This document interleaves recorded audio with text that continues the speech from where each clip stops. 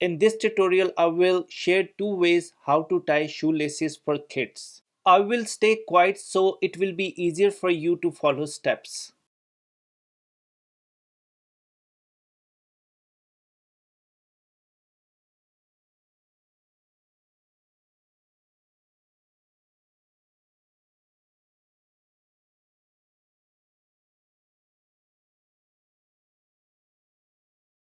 For losing laces, it is also easy. Grab both end and pull out.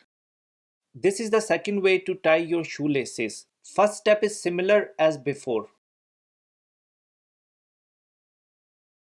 With help of two hands, make bunny ear. Now grab the other end of the lace and it will go around it. Now with help of thumb and pointing finger, grab the lace and pull it out. You see how easy it is to lose laces, grab both end and pull out. If video helped, give a like to the video and leave comment in the comment box. Goodbye.